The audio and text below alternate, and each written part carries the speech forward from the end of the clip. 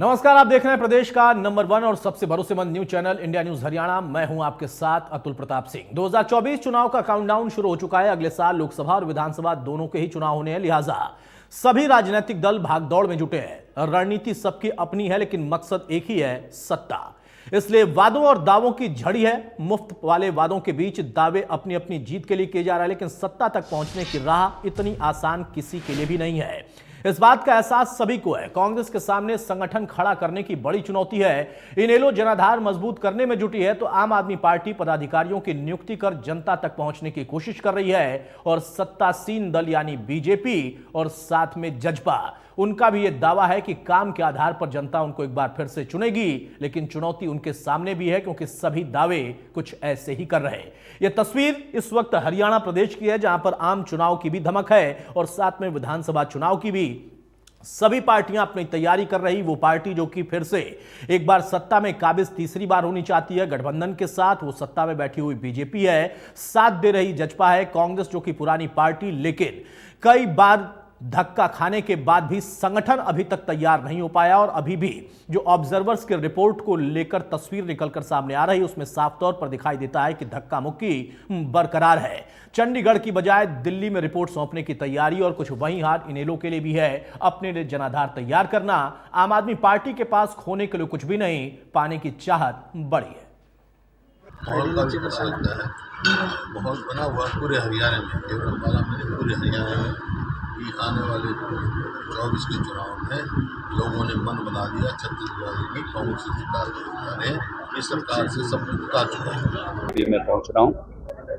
हजारों की संख्या में हमारा अल्पकालीन विस्तारक निकलेगा, और ये अल्पकालीन विस्तारक मैं कहूँगा कि मिशन 2024 की लॉन्चिंग है।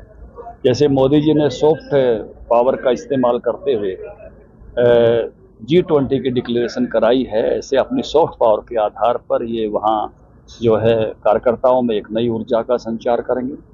इसके साथ साथ मैं ये भी कहूँगा कि ये मेरी 2029 की नर्सरी भी है, क्योंकि भविष्य की लीडरशिप भी समय दान करने वालों से निकलती है। युवाओं को हरियाणा सरकार रोजगार देने में विफल रही है पूरी तरह से, इसलिए विदेश जाने की होड़ लगी हुई है, और इसकी वजह से ऐसी दुर्घटनाएं, ऐसी स्थितियां देखने को मिलती हैं। इसलिए बहुत जरूरी है कि युवाओं के साथ संवाद स्थापित किया जाए, और 2024 में आम आदमी पार्टी की सरकार आते ही हरियाणा के अंदर ही युवाओं को इतना रोजगार दिया जाएगा कि उनको विदेश जाने की जरूरत नहीं पड़ेगी। लोगों में बहुत उत्साह है। परिवर्तन यात्रा के बाद प्रदेश में बड़ा परिवर्तन है। लोग हर हालत में सत्ता से बाहर करेंगे भाजपा को और जजपा को, कांग्रेस को सत्ता से दूर रखेंगे सन 87 दोहरा करके, और इंडियन नेशनल लोकदल पार्टी। बहरहाल तो सभी पार्टियां अपने अपने दावे कर रही हैं, और सबका यह दावा है कि हमारी जो तैयारी है वो बहुत बेहतरीन है। वो चाहे आम आदमी पार्टी की बात कर ले, या फिर सत्तासीन बैठी हुई बीजेपी, या सबसे पुरानी पार्टी कांग्रेस जो कि कई बार सत्ता में काबिज रह चुकी है। लेकिन संगठन की चुनौती अभी भी उसके सामने बड़ी है। अब यहां प्रश्न यह है कि जनता किसका चुनाव करेगी, और जिसके दावे हैं उन दावों में असल में आधार क्या है। क्योंकि मुफ्त वाले वादों की फहरिस्त तो सब दे रहे, लेकिन कुछ उसे रेवड़ी की फहरिस्त बताते हैं, लेकिन दावे में किसी की कोई कमी नहीं है। और सभी पार्टियां, वो चाहे सबसे पुरानी पार्टी हो, सत्तासीन पार्टी हो, आम आदमी पार्टी जो कि नई एंट्री मारने की तैयारी में, या फिर इनेलो जिसका एक बड़ा जनाधार चौटाला परिवार का कभी प्रदेश में अलग अलग राज्यों के बीच में हुआ करता था, लेकिन अब इस वक्त उनके सामने फिर से संगठन को खड़ा करने की तैयारी। हालांकि इस बार बड़े चौटाला खुद सक्रिय हैं और मुख्यमंत्री बनने तक का वो दावा कर चुके हैं। हालांकि ये दावे जमीन पर कितना उतर पाएंगे, इनेलो के सामने खुद बड़ी चुनौती है। इन तस्वीरों के बीच में सबसे बड़ी बात ये होती है कि जनता आखिर वाकई किस पर विश्वास कर पाएगी, और जनता इन दावों के बीच में कहां पर अपने वोट की मोहर लगाएगी। सवाल इस बात का है कि जिन वादों के आधार पर सत्ता में बैठी पार्टियां तीसरी बार आने की बात कर रही हैं, क्या वो वादे पूरे हो गए? क्योंकि विपक्ष सिरे से खारिज करता है। वो कहता है कि बीजेपी की 5 साल की पहली सरकार और उसके बाद गठबंधन की दूसरी सरकार, उन दोनों के 9 साल अगर जोड़ लें तो सारे जो 9 साल सीधे सीधे बेकार हो गए, जनता के लिए कुछ भी नहीं किया। हालांकि बीजेपी कहती है कि अगर कुछ ना किया होता तो जनता हमें दोबारा नहीं चुनती। कम सीटें आई, लेकिन जनता का विश्वास हम पर ही बढ़ा था। हमारे वोट परसेंटेज में भी इजाफा हुआ था। लेकिन विपक्ष कहता है कि सिर्फ आंकड़ेबाजी है, जनता के साथ धोखा और छलावा करके सरकार बना लिया गया। लेकिन आम आदमी पार्टी कहती है कि तीनों की तीनों पार्टियां ही छलने का काम कर चुकी हैं। हमें एक नया मौका अगर मिल जाएगा तो हम उसे साबित करके दिखाएंगे, क्योंकि हरियाणा जो पंजाब और दिल्ली के बीच में स्थापित होता है, उन दोनों जगहों पर आम आदमी पार्टी की सरकार है और वो कहते हैं कि हमने जो वादा वहां पर किया वो पूरा करके दिखाया। अब इन वादों की झड़ी के बीच में तस्वीर कैसी निकलकर सामने आएगी, अपने आप में धुंधली है फिलहाल। जैसे जैसे समय बीत रहा है, उस तस्वीर के और साफ होने की तैयारी या फिर उम्मीद की जा सकती है। लेकिन अभी सबने अपने अपने संगठन को मजबूत करने की कवायद शुरू कर दी है, क्योंकि 2024 में वो चाहे विधानसभा बाद में होगा, उसके पहले आम लोकसभा का जो चुनाव होना है, वहां पर बीजेपी के लिए एक बार फिर से केंद्र में, वो चाहे छोटे प्रदेश हो या बड़े, जहां पर उनकी सीटें जितनी आई थी उनको मेंटेन करना ये बड़ा टारगेट होगा, चुनौती होगी। ठीक वहीं पर दूसरी पार्टियां जो कि इंडिया का हिस्सा हरियाणा के हिसाब से तो नहीं बन पाई, यानी इनेलो का मैं जिक्र कर रहा, लेकिन कांग्रेस की बात कर लें, अन्य दलों की बात कर लें, तो इंडिया अलायंस बनाकर कुछ ऐसे वादे कर रही हैं कि जो बदलाव होगा वो केंद्र से ही होगा और प्रदेशों में भी उसकी तस्वीर साफ तौर पर महसूस होगी, और ये आने वाले समय में तय है। लेकिन बीजेपी कहती है कि हमने जो तय करके रखा है वो हमने किया भी, क्योंकि जनता का वादा था और जनता से किया वादा हमने एक एक करके पूरा किया। वो चाहे हमारे मैनिफेस्टो की बात थी या फिर मौजूदा दौर में तात्कालिक परिस्थितियों के आधार पर कोई ऐसा आकलन करना था जो कि जनता को राहत पहुंचा सकता था, हमने वो आकलन भी किया और फिर उसका फायदा भी जनता को पहुंचाया।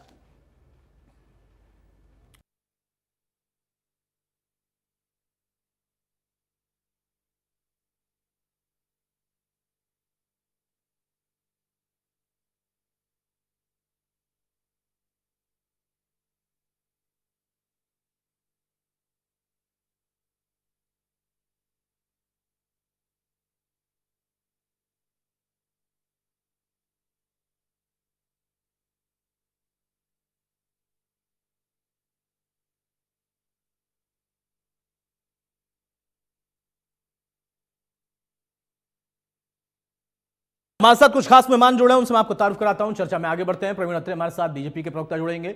बाल मुकुंद शर्मा साहब की जगह हमारे साथ इस वक्त कौशिक साहब जुड़ गए हैं, कांग्रेस के प्रवक्ता। कौशिक साहब बहुत स्वागत है आपका। एडवोकेट वंदी बिश्नोई है जेजेपी के प्रवक्ता, रजत पंजेटा होंगे नेलो की तरफ से, अनुराधा शर्मा है आप आम आदमी पार्टी की तरफ से।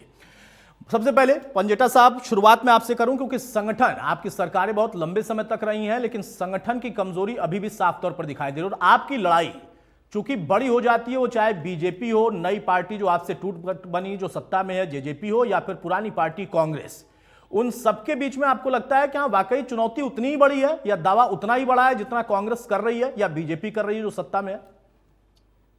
देखिए अतुल जी, इंडियन नेशनल लोकदल का संगठन के कभी कोई कमी अगर आपको लगता है तो संगठन के तौर पे ना तो कोई कमी रही है। इंडियन नेशनल लोकदल का संगठन बहुत बड़ा है, बहुत मजबूत है और शुरू से इंडियन नेशनल लोकदल इसके लिए जानी जाती है। संगठन से भी ऊपर हमारे पास जो है, हमारी जो ताकत है वो हमारा कार्यकर्ता है, जो मुश्किल समय में, कठिन से कठिन परिस्थिति में ना केवल पार्टी के साथ जुड़ा रहा, बल्कि सड़क से लेकर कोई भी मुद्दा है सरकार तक वो उठाने का हमारे नेता ने, विधानसभा में ऐसा कोई मुद्दा नहीं है जो जनता से सीधा, जिससे कोई भी वर्ग प्रभावित हो रहा हो, जो विधानसभा के पटल पे उठाने का काम ना किया हो। जहां तक बात आती है जो नुकसान हमारी पार्टी के विभाजन की वजह से हमारे को, इंडियन नेशनल लोकदल को जो नुकसान हुआ, उसकी जरूर मैं उस बात से आपकी सहमत हूं। मगर कोई भी पार्टी हो, भाजपा की आपको पता है कि 2009 में कितनी सीट थी, लेकिन 2014 में सत्ता में आने का काम किया। इंडियन नेशनल लोकदल में अगर कोई कमी होती तो इंडियन नेशनल लोकदल कोई लगातार 10 साल मुख्य विपक्षी दल इंडियन नेशनल लोकदल ही रहा। बल्कि 2014 में हमारी 2 लोकसभा की सीट भी आई थी कांग्रेस की, वो भी नहीं आई थी। उसके बाद अगर बात करें 19 में, तो 19 में कांग्रेस की एक भी सीट नहीं थी, तब हमारी भी नहीं थी। तब तो मैं मानता हूँ। बल्कि ऐसा है कि जहां बात आती है, जिस वजह से पार्टी के विभाजन की वजह से जो हमें नुकसान हुआ था, उसकी ना केवल भरपाई बल्कि ज्यादा लोगों का विश्वास हम पे आया है, क्योंकि उन्होंने, जजपा ने जो एक कहा था, चौधरी देवीलाल का नाम लेकर उनकी नीतियों पे चलेंगे, चाहे न्याय युद्ध से ले लीजिए, आपका शुरू से ही उनका चौधरी देवीलाल जी का तो प्रताप सिंह कैरो से भिड़ गए थे, वो अपनी सरकार से विरुद्ध भिड़ गए थे किसानों के लिए। तो सबसे पहले किसानों का कर्जा माफ करने का काम किया, पेंशन चौधरी देवीलाल जी ने चलवाई, मुफ्त इलाज हो, साइकिल को गड्ढा, ट्रैक्टर को गड्ढा हो, अनेक ऐसी योजनाएं, कन्यादान स्कीम है, और उसके बाद मुफ्त इलाज है जैसे मैंने आपको बताया। तो बहुत सी ऐसी योजनाएं हैं, ट्रैक्टर का सॉरी ट्यूबवेल का फ्लैट रेट है जो करने का काम किया था। तो बहुत सी ऐसी योजनाएं हैं जो स्वर्गीय ताऊ देवीलाल जी ने शुरू करी थी। और लोगों ने देखा कि मुद्दे, सच में मुद्दे जमीन पे और उनकी गंभीरता, सत्ता के, एक सत्ता की राजनीति है, केवल आप सत्ता के लोभ लालच के लिए राजनीति कर रहे हैं। एक राजनीति है त्याग और बलिदान की, जहां पूरे देश में एक भी विधायक बोल, जुबानी देखिए बातें करना अलग बात होती है, बेहाड़ की जुबान है, सब एक कहावत बनी है, कुछ की मैं बोल दो, लेकिन केवल अपनी बातों पे और अपनी जो अगर कोई बात कही है उसके ऊपर खरा उतरने का काम अगर किसी ने किया तो अभय सिंह चौटाला जी ने किया। सारे समय जनता के बीच में रहना, हर वक्त हर साथ जनता का कोई भी मुद्दा उसे गंभीरता से उठाना, ऐसी कोई चीज, ऐसा आपको पता है संघर्ष की, जिसे जैसे ताऊ देवीलाल जी एक संघर्ष की प्रतिमा कहा जाता था, उनको सारा जीवन उन्होंने संघर्ष में निकाला अपना। तो ऐसा ही जो है, जो एक आचरण है, एक व्यवहार है, वो अभय सिंह चौटाला जी का है। ठीक बात तो है हमारे पंजेटा साहब, मैं हमारे रोकूंगा पास- और माफी चाहूंगा, सभी से मैं गुजारिश करूंगा कि थोड़ा कमेंट छोटा छोटा रखें, समय की थोड़ी पाबंदी है। हाँ, अब मैं खत्म ही कर कौशिक साहब मुझे एक बात बता दिए, पंजेटा साहब ने बड़ी अच्छी लाइन बोली, उन्होंने कहा कि देखिए सभी अपना काम करते हैं और हाड़ मांस की जुबान है तो सभी अपनी अपनी तरफ से कुछ दावा कर देते हैं, लेकिन संगठन आपका उनसे कहीं ज्यादा मजबूत हो पाया है, क्योंकि वो कह रहे हैं कि हमारी पार्टी टूटी, परिवार टूटा, कोई बात नहीं, लेकिन हमारा संघर्ष करने का तरीका नहीं टूटा, और आपकी पार्टी के अंदर संघर्ष करने का तरीका नहीं टूटा। नहीं, देखिए मैं कांग्रेस पार्टी की तरफ से आपसे ये कहना चाहता हूं कि हरियाणा में हमारी पार्टी पूरी तरह से मजबूत है। हमें किसी सहयोग की गठबंधन के नाम पर जरूरत नहीं है। यहाँ पर जो आम आदमी पार्टी अपना कुछ दावेदारी ठोक रही है कुछ सीटों को लेकर, तो मैं उन्हें बताना चाहता हूँ कि पंजाब में जब से इन्होंने खालिस्तानियों के साथ मिलकर सरकार बनाई है, उससे इनकी छवि बिल्कुल 0/0 है। हरियाणा के लोग कभी भरोसा नहीं करेंगे, वरना हरियाणा की दीवारों पर भी खालिस्तान जिंदाबाद के नारे लोगों को दिखाई देंगे, जैसे देश की राजधानी दिल्ली में दिखाई देने लगे। पहली बात। दूसरी बात, ये आम आदमी पार्टी की स्थिति ऐसी है जैसे मछली की दुकान के बाहर बैठी हुई किसी बिल्ली की होती है, जो इंतजार करती है कोई मछली गिरे तो वो उसे लेकर भाग सके। तो ये इंतजार कर रही है कि भी जो हमसे लोग रूठे उनको ये किसी तरीके से उनके ऊपर डोरे डाल सकें। हमारी पार्टी के कई नेताओं को इस तरीके से ये ले जा चुके हैं, लेकिन हमें उन चीजों की कोई चिंता नहीं है, क्योंकि चौधरी भूपेंद्र सिंह हुड्डा जी के नेतृत्व में हरियाणा के अंदर कांग्रेस पूरी तरह से मजबूत है। निश्चित तौर पर यहाँ कांग्रेस की सरकार बनने जा रही है। हमारे प्रदेश अध्यक्ष उदय भान जी के नेतृत्व में शीघ्र ही हरियाणा के अंदर संगठन की घोषणा होने वाली है, जिसका सभी कांग्रेस कार्यकर्ता इंतजार कर रहे हैं। और मुझे लगता है कि जो हमारी नीतियों से प्रभावित होकर अगर कोई हमें सहयोग करना चाहता है क्षेत्रीय दल, तो उसका हम स्वागत करेंगे। और जो कोई बीजेपी की बी टीम बनकर गठबंधन के नाम पर हमारी पीठ में छुरा घोंपना चाहेगा, तो उनका हम इलाज भी करेंगे, क्योंकि हम जनता की अदालत में जाएंगे और उनसे कहेंगे कि भाई पंजाब में इनकी सरकार है, SYL को लेकर ये लोग घोषणा करें, अगर इन्हें हरियाणा के हितों की इतनी चिंता है। कौशिक साहब, तो आम आदमी SYL पार्टी से तो आप निपट लेंगे, बाकी लोगों का इलाज भी कर देंगे। मैंने इनेलो से पूछा था, आपका संगठन इनेलो से मजबूत हो पा रहा है कि नहीं, और आपने कहा कि नहीं, गठबंधन के हमें यहाँ पे कोई जरूरत ही नहीं है। मतलब हरियाणा में कांग्रेस को गठबंधन की जरूरत नहीं है, लेकिन देश में इंडिया अलायंस आपने बना लिया है। बहरहाल फिर भी अगर आपका दावा है तो दावा करने का अधिकार है। अत्रे साहब, अब आपने सुन लिया, दो पुरानी पार्टियां जो कि चुनौती देने की बात करती हैं, एक अकेले लड़ रहे और एक आपस में लड़के आपसे लड़ रहे, और फिर आम आदमी पार्टी से भी लड़ना है। देखिए अतुल भाई, ऐसा है, जब आप अपनी शुरुआती पैकेज में बोल रहे थे, आपने एक बहुत बढ़िया बात कही थी। आपने कहा था देखिए सभी दावे कर रहे हैं, लेकिन दावों का आधार क्या है, यही सबसे महत्वपूर्ण बात है अतुल भाई। दावे तो हर राजनीतिक दल कर रहा है, लेकिन उनके उस दावे का आधार क्या है, ये बताने में मुझे लगता है कि हर राजनीतिक दल जो है वो बड़ी मुश्किल महसूस कर रहा है हरियाणा प्रदेश के अंदर। जहां तक भारतीय जनता पार्टी की बात है अतुल भाई, ये मान के चलिए हरियाणा प्रदेश के अंदर भारतीय जनता पार्टी तीसरी बार सरकार बनाने जा रही है। मनोहर लाल जी तीसरी बार मुख्यमंत्री बनने जा रहे हैं, और उसका आधार है जिसका मैं यहाँ पे आपको जिक्र भी करूं। जो हमारे सामने विरोधी राजनीतिक दल है, अगर आप उनके ऊपर एक नजर डालें कुछ का तो इतिहास इतना खतरनाक है, इतना कालिक पुता हुआ है, और किसी का वर्तमान जो है वो धोखे से भरा हुआ है। तो जो राजनीतिक दलों का इतिहास कालिक पुता हुआ है, वर्तमान धोखे से भरा हुआ है, जनता उन पे विश्वास क्यों करेगी, ये सबसे बड़ा सवाल है। आज हरियाणा प्रदेश देखिए, हरियाणा प्रदेश में बहुत से नेता आए, बहुत से मुख्यमंत्री बने। हरियाणा प्रदेश के अंदर पहली बार ऐसे व्यक्ति ने सत्ता संभाली अतुल भाई, जिसने हरियाणा के गरीब, शोषित, वंचित समाज की चिंता की, जिसने हरियाणा के गरीब समाज की चिंता की। हरियाणा का गरीब व्यक्ति, उसका उत्थान कैसे हो, वो आगे कैसे बढ़े, इसकी चिंता की। मनोहर लाल जी ने बाकायदा मुख्यमंत्री परिवार उत्थान योजना के नाम से एक ऐसी योजना लेके आए, गरीब व्यक्ति जिस योजना का लाभ प्राप्त करके जीवन में आगे बढ़ सके, और ये करके दिखाया। हरियाणा के अंदर आज सर्वजन हिताय सर्वजन सुखाय, इसके आधार पे एक सरकार काम कर रही है।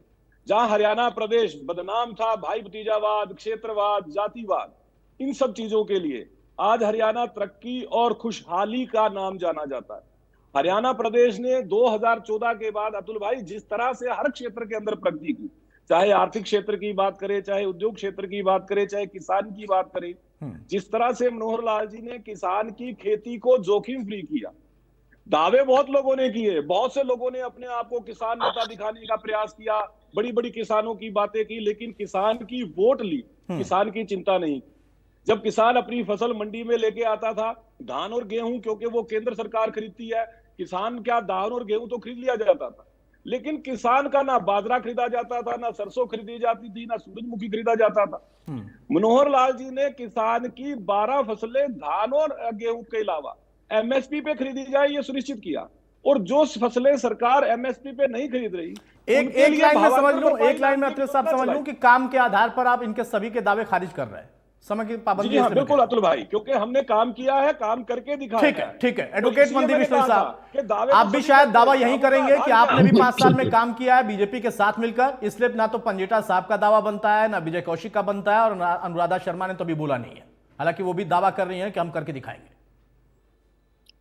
अतुल भाई, बिल्कुल राजनीतिक जो संगठन है वो चुनाव के समय दावा हर प्रकार का करता है, अपनी अपनी चीजों को जनता के सामने, अपनी बातों को, अपने वायदों को सामने लेकर के जाता है, लेकिन विश्वसनीयता की भावना जनता के मन में पैदा करना, ये सबसे बड़ी बात होती है।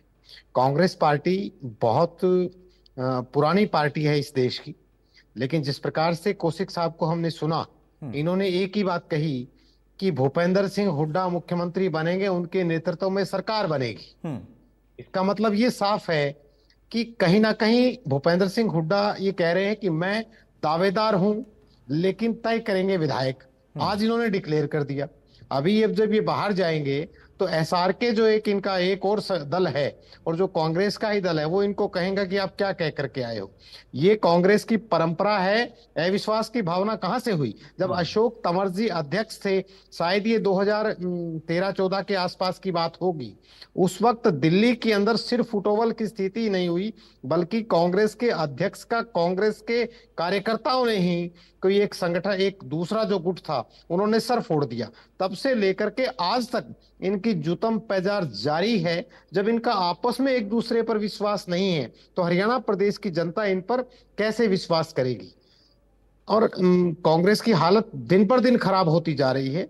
इनके 5 प्रभारी बदल दिए गए, इनके 3 अध्यक्ष बदल दिए गए, लेकिन जिला अध्यक्ष और ब्लॉक अध्यक्ष जिनके लेवल पर बूथ जीते जाते हैं, बूथ के आगे हलकों के ऊपर कार्रवाई की जाती है, विधानसभा स्तर पर जाकर के प्रचार किया जाता है, वहां पर ये बिल्कुल नील बटा नील है। आज हमारी पार्टी सबसे छोटी पार्टी, सबसे कम समय की पार्टी हम कह सकते हैं कि 2018 में ये पार्टी बनी। मात्र 10 महीने के अंदर हरियाणा प्रदेश के हर युवा ने, किसान, कमेरे ने, छोटे व्यापारी ने उस युवा के अंदर अपना विश्वास जाहिर किया, और 10 महीने के अंदर 10 विधानसभा सीटों पर भारी बहुमत से जीत दिलाकर जिस प्रकार की परिस्थिति जिस प्रकार का मैंडेट हरियाणा प्रदेश की जनता ने दिया, उन परिस्थितियों के अनुसार हरियाणा प्रदेश के अंदर एक गठबंधन की सरकार में शामिल होकर के सकारात्मक तरीके से अपनी बात को सरकार के सामने रख करके, सरकार की कैबिनेट में रख करके,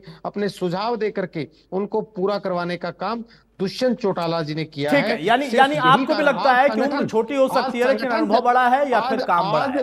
अनुराधा शर्मा जी, अब यहाँ पर प्रश्न ये है कि सभी खारिज कर रहे हैं। शुरुआत में कांग्रेस ने की, कौशिक साहब ने कहा कि जो हमसे छूटेगा, नाराज होगा, वो आपके पास चला जाएगा, लेकिन उससे आपका भला नहीं होगा। अकेले लड़कर चौटाला साहब ने अपनी पार्टी के संगठन को खड़ा कर दिया। बीजेपी सत्ता में बैठी है, साथ जेजेपी दे रही है, तो मजबूत होने का दावा उनका भी बनता है। आप पंजाब और दिल्ली के आधार पर लगता है कि हां, हरियाणा की जनता भी चुन लेगी?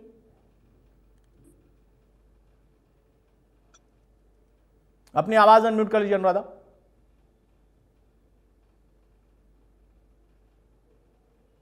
मेरी आवाज?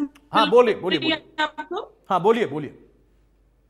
हेलो अनुराधा जी, बोलिए जल्दी से, समय की पाबंदी है। जी, ऐसा है कि 25-30 जी 25, अभी तो मुझे आपने जस्ट समय दिया है सर। बोलिए मैडम। मेरी पूरी, मैं कह रही हूँ कि हरियाणा के अंदर 25 साल तक सत्ता के लिए चक्कर काटने के बाद भारतीय जनता पार्टी को इसलिए मौका दिया हरियाणा की जनता ने क्योंकि वो कांग्रेस से त्रस्त होकर कांग्रेस के राज को देख चुके थे। और अब पिछले 8 वर्ष के अंदर जो भारतीय जनता पार्टी की सरकार का फेलियर हरियाणा की जनता ने देखा है, उसके बाद मैं पूरे विश्वास के साथ कहना चाहती हूँ आपके चैनल के माध्यम से कि हरियाणा की जनता विकल्प के रूप में आम आदमी पार्टी को चुनने के लिए जा रही है और आने वाले चुनाव में ये समर्थन, ये आशीर्वाद जनता हमें देगी और आप देखेंगे। ये बात मैं इस आधार पे कह रही हूँ, अभी प्रवीण भाई कह रहे थे कि दावे का आधार होना चाहिए। जिस तरह से 12.5 लाख से ऊपर मेंबरशिप हमने 1 महीने के अंदर की, जिस तरह से 4000 से अधिक पदाधिकारियों की घोषणा हमने की, जिस तरह से बीजेपी जैसे फर्जी पन्ना प्रमुख नहीं, जिस तरह से बाकायदा नाम और नंबर के साथ में सर्कल स्तर तक कार्यकर्ताओं, पदाधिकारियों को बना के हमने अपने संगठन को खड़ा किया, जिस तरह से हरियाणा के हर जनहित के मुद्दे पे आम आदमी पार्टी लोगों के बीच में है और जनता उसको सहयोग कर रही है, मैं पूरे विश्वास के साथ कह सकती हूँ कि आम आदमी पार्टी हरियाणा में विकल्प के रूप में नहीं, मुझे आप लोगों के विश्वास पर कतई कोई शक नहीं होता है। मुझे तो आप सभी के विश्वास पर पूरा भरोसा होता है और तब तक होता है जब तक परिणाम नहीं आ जाते हैं, नतीजे पूरी तरह से नहीं आते। मैं रुझानों तक बहुत विश्वास करता हूं। अत्रे भाई, मैं आऊंगा, ऐसा समय नहीं दे पाऊंगा, माफी चाहूंगा। पंजेटा साहब, मैं शुरुआत आपसे कर रहा हूं बहुत जल्दी से, सिर्फ 1 से सवा मिनट का समय आपको दूंगा। सवाल इतना कि आपने कहा कि इस आधार पर क्या एक अकेला व्यक्ति आवाज उठाते उठाते इतना मजबूत कर गया कि वो कांग्रेस, बीजेपी, जेजेपी, आम आदमी पार्टी सबसे लड़ लेगा? ये विश्वास सिर्फ विश्वास है या इसके पीछे कोई आधार भी है, दिखता है? जनता को कैसे भरोसा होगा? देखिए अतुल जी, अगर कोई एक ऐसा विधायक है जिसकी कही और कथनी और करनी में कोई फर्क नहीं है, मैंने आपको जब समय आया था इस्तीफा देने का अपने पद से किसान आंदोलन के समय किसानों के लिए, तब चौधरी देवीलाल के पद चिन्हों पे चलते हुए बिल्कुल उनका स्वरूप और बिल्कुल उनका आचरण जो है वो अभय सिंह जी का वही है। और जनता 100% निसंदेह 100% अभय सिंह चौटाला जी जो कहते हैं वो करते हैं, जो कहेंगे वो करेंगे, ये तो बिल्कुल वो है। लेकिन भाजपा के प्रवक्ता से जब आधार पूछा गया तब भाजपा के प्रवक्ता ने आधार बताया विरोधी दलों को लेकर, मतलब अपनी खूबियां जो है थोड़ी सी, जो आपने मुझे 1.5 मिनट का समय दिया है, मैं उसमें आप बताने की कोशिश करूंगा, वो समापन करने का उसका। इन्होंने ये नहीं बताया कि इन्होंने ये लेके आए थे किसान की आय दुगनी का। किसान की आय दुगनी करी क्या नहीं करी उसके बारे में जवाब दें। इन्होंने C2+50 लागू करा उसके बारे में जवाब दें। आपने FCI की जो सब्सिडी थी उसको आपने नेशनल फूड सिक्योरिटी एक्ट के जरिए 30 से 32% कम किया, उसका जवाब दें। जो FCI का बजट था 4,62,000 करोड़ के आसपास का 2021 में, आप वो 1.5 लाख करोड़ के आसपास का उसका बजट लिया है, उसके बारे में बात करें। PM आशा योजना जो MSP की गारंटी देती थी उसको आपने खत्म कर दिया। भावांतर भरपाई 1500 करोड़ से आपने 1100 करोड़ का बजट कम कर उसे 400 करोड़ कर दिया। उसके बाद PIS सपोर्ट स्कीम थी जो गारंटी देती थी, उसको आपने खत्म कर दिया। कृषि उन्नति योजना को आपने बजट घटा दिया, राष्ट्रीय कृषि योजना का आपने घटा दिया, PM किसान योजना को 13% कम कर दिया, प्रधानमंत्री विकास फसल बीमा को खत्म किया। और उसके बाद मनरेगा का 32.9% कम किया। उसके बाद इनकी एक अभी स्कॉलरशिप स्कीम आई थी, वहां 144 करोड़ का घोटाला आया है। आयुष्मान भारत योजना, तो आयुष्मान भारत योजना जो थी उसमें इन्होंने एक ही नंबर के जरिए लाखों, तकरीबन 10 लाख के करीब मृत को उनको जोड़ दिया, और कई ऐसे हैं जो मृत हैं उनको जिंदा घोषित कर दिया। उसके बाद इनकी एक और योजना है भारतमाला प्रोजेक्ट योजना, जहां 7.5 लाख करोड़ का स्कैम सामने आया। अब जो अयोध्या डेवलपमेंट के अंदर 200 करोड़ का आ जा, एनएचआई के अंदर वहां कम से कम 150 करोड़ का घोटाला आया। ठीक है, और बड़ा विचित्र, एक बार खत्म कर रहा हूं, सबसे ज्यादा बहुत जल्दी सर, बहुत जल्दी तारीफ, जो बहुत तारीफ के योग्य है, वो तारीफ के योग्य ये है कि चंद्रयान बनाने में लगे 651 करोड़, और इन्होंने इतने में सिर्फ द्वारका एक्सप्रेसवे की सिर्फ 2.5 किलोमीटर सड़क बनाने का ठीक है। अत्रे साहब बहुत जल्दी से फौरन काउंटर्स पर करिए, बिल्कुल समय की पाबंदी है, मैं सबसे माफी चाहूंगा, बार बार कह रहा हूं। अत्रे साहब जल्दी से काउंटर, फिर कौशिक साहब के पास जाऊंगा। चुप हो जाए, इनकी सच्चाई बता देता हूं मैं, एक बार इनको कहिए चुप हो जाए। देखिए, अगर कोई प्रवक्ता अतुल भाई चर्चा के अंदर झूठ बोलने का प्रयास करे, मुझे लगता है कि जनता उस बात को समझती है। साहब कहते हैं कि जी आपने तो एफसीआई का बजट घटा के 1.5 लाख करोड़ रुपए कर दिया है, जबकि 3,75,000 करोड़ रुपए की परचेज एफसीआई ने पिछले सीजन में की है अतुल भाई, जो पिछली परचेज हुई है। अब मुझे नहीं लगता कि ये प्रवक्ता, देखिए या तो आप सही तरह स्टडी करके आए, अगर आप सच बोलना चाहते हैं। झूठ के सारे नैया पार नहीं लगती, इस बात को मान के चलिए, और ये आप लगातार भुगत भी रहे हैं, फिर भी बात नहीं आते हैं। लेकिन अब मैं विषय पे आता हूं। देखिए, ऐसा इन्होंने कहा कि किसानों की आमदन दुगनी करने की बात, हालांकि मैं पहले बता चुका हूं कि 14 फसलें एमएसपी पे खरीद रहे हैं। मेरी फसल मेरा ब्यौरा लाके हमने किसान की खेती को जोखिम फ्री किया। किसान की फसल का बीमा, जिससे कि किसान का नुकसान हो जाए तो उसके नुकसान का भार किसान पे ना पड़े। आपदा प्रबंधन में 10,000 करोड़ रुपए से ज्यादा मुआवजा किसान भाइयों को इसी सरकार ने दिया है। किसान सम्मान निधि हम सब जानते हैं, सीधा किसान के खाते में पैसा जा रहा है। पशु बीमा, डेयरी उद्योग को बढ़ावा मिले, पशु बीमा शुरू किया इसी सरकार ने। नतीजा ये हुआ, किसान जो है वो डेयरी उद्योग की तरफ आगे बढ़ा, जिससे किसान की आमदन बढ़ी। मशरूम की खेती को बढ़ावा दे के लिए सब्सिडी शुरू की, जिससे कि किसान की आमदन बढ़ी। तो ये लोग जो लगातार अपने आप को किसान नेता होने का दावा करते रहे, इनके राज में किसान का पेट जो है पीठ से लग गया। किसान के हालात नहीं बदले, लेकिन नेताओं के बंगले बड़े बड़े हर शहर के अंदर हरियाणा प्रदेश की स्थिति रही है। ठीक बात है अत्रे साहब मैं रोक रहा हूं, अत्रे साहब रोक रहा हूं, समय नहीं। विजय कौशिक साहब बड़े जल्दी से बताइए, जब मैं कहता हूं कि संगठन आपका मजबूत हुआ, तो आप कहते हैं कि हुड्डा साहब के नेतृत्व में हम जीतेंगे, तो फिर ये ऑब्जर्वर्स क्या कर रहे हैं, अलग अलग रिपोर्ट क्यों ले रहे हैं? नेतृत्व तो आपका क्लियर है कौशिक साहब। जो ऑब्जर्वर्स हरियाणा में भेजे गए थे पार्टी हाईकमान द्वारा, वो संगठन बनाए जाने को लेकर भेजे गए। भाई जब संगठन ऑलरेडी हुड्डा साहब के नेतृत्व में बना हुआ है, तो अब दूसरा कौन सा पैरेलल कोई संगठन खड़ा करना है क्या? नहीं, फिर शायद देखिए, मैं आपको स्पष्ट कर दूं कि हरियाणा में जिला वाइज जो नियुक्तियां होनी है, पदाधिकारी नियुक्त होने हैं, उनको लेकर चर्चा की गई थी कार्यकर्ताओं के साथ, पहली बात। दूसरी बात यह है, जहां तक आपने भाई सुरजेवाला जी के लिए कहा, तो उन्हें महासचिव पद की जिम्मेवारी दे रखी है, 2 राज्यों का प्रभार दे रखा है। ऐसी कुमारी शैलजा जी हैं, उनको प्रभार दे रखा है। तो हरियाणा के अंदर पार्टी हाईकमान चौधरी भूपेंद्र सिंह हुड्डा जी से पूरी उम्मीदें लगाए बैठा है कि निश्चित तौर पर देखिए दिशा निर्देशन हुड्डा जी का ही है हरियाणा में। इसमें किसी को कोई ऐतराज नहीं, ना सुरजेवाला जी को, ना किरण चौधरी जी को, ना किसी को। सब अपनी अपनी जिम्मेवारी पार्टी में निभा रहे हैं। अब इतने ऐतराज के बाद भी अगर कोई ऐतराज आपको नहीं दिखता है, तो मुझे भी कोई ऐतराज नहीं है कि आपके यहाँ सब सही है। मुझे भी कोई ऐतराज नहीं है, सबको, किसी को, ना तो पंजेटा जी को, ना अत्रे साहब को, ना मंजीत भाई को, किसी को ऐतराज नहीं है, आपके यहाँ सब सही है। अब मनदीप भाई, आप इतने मजबूत हो गए हैं कि हरियाणा छोड़कर आप जा रहे हैं राजस्थान में भी लड़ाई लड़ने, 20-25 सीट वहां पर भी आप लड़ेंगे, ऐसा दावा हो रहा है। देखिए अतुल भाई, बोलिए मनदीप जी, बोलिए प्लीज कंटिन्यू। अतुल भाई, हरियाणा प्रदेश के अंदर 10 महीनों के अंदर इस युवा ने अपनी काबिलियत से अपनी विश्वसनीयता की भावना को जनता में उजागर करके और 10 महीने में सत्ता का साझीदार, सत्ता गठबंधन सरकार जो हरियाणा प्रदेश के मत परिणाम के परिस्थितियों के अनुसार बनी। आज हर राजनीतिक संगठन का यह होता है कि वो अपना विस्तार करे। आज राजस्थान के चुनाव होने हैं। राजस्थान पुरानी कर्म भूमि रही है जननायक चौधरी देवीलाल जी की, डॉक्टर अजय सिंह चौटाला जी की। वो दाता रामगढ़ से और नोहर से विधायक बने। चौधरी देवीलाल जी सीकर लोकसभा से, वो सीट, वो कर्म भूमि उनकी, जहां से वो देश के उप प्रधानमंत्री तक पहुंचे। आज हरियाणा प्रदेश के अंदर अब तक जननायक चौधरी देवीलाल जी की जयंती मनाई जाती रही है। पहली बार हरियाणा से बाहर उस जननायक की श्रद्धांजलि देने के लिए एक किसान विजय सम्मान दिवस सीकर की पावन धरा पर मनाया जा रहा है 25 सितंबर को।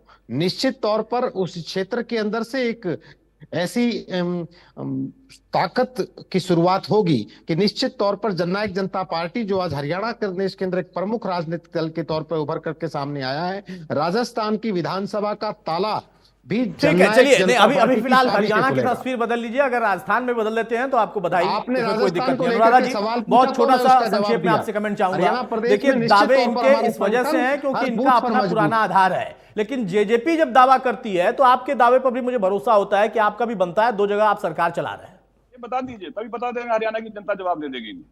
अनुराधा जी, SYL के पानी के बारे में पूछ लीजिए अतुल भाई कि क्या कहना है आम आदमी पार्टी का। अनुराधा जी बोलिए जल्दी से।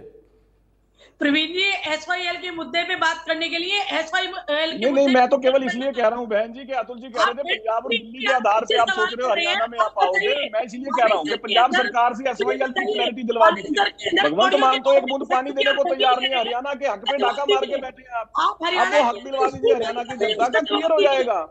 मैं जी हरियाणा का हक की बात कर रहा हूँ, लड़िए मत बहन जी। मैंने हरियाणा के हक की बात की, हरियाणा के किसान के हक की बात की, लड़िए मत, केवल हरियाणा के किसान की हक की बात कर रहा हूँ। चलिए, माफी चाहूंगा प्रवीण भाई, उनकी बारी थी लेकिन आपने उनको बीच में टोक दिया। अब सवाल इस बात का है कि जब बात हरियाणा के हक की बात हो फिर दूसरे राज्य पर चले जाएं, जब दूसरे राज्य की जिम्मेदारी की बात हो तो हरियाणा पर चले आए। इसको राजनीति कहते हैं, सभी मजे हुए खिलाड़ियों और सबका दावा बनता है। मैं बार बार कह रहा हूं कि इस दावे को कोई खारिज नहीं कर सकता तब तक जब तक कि रुझान नहीं आ जाते हैं, और रुझान वो नतीजे में तब्दील नहीं हो जाते हैं तब तक मैं नहीं मानता। बहुत शुक्रिया प्रवीण जी आपका, कौशिक भाई आपका, मनदीप जी आपका, पंजेटा साहब आपका और अनुराधा जी आपका। तो मौजूदा दौर में जितनी भी पार्टियां राजनीतिक दल के तौर पर हरियाणा में सेवा कर रही हैं जनता की, वो कहती हैं कि मौका हमें ही मिलना चाहिए, सेवा सबसे ज्यादा हम ही कर सकते हैं, बाकियों में कमी है। नमस्कार।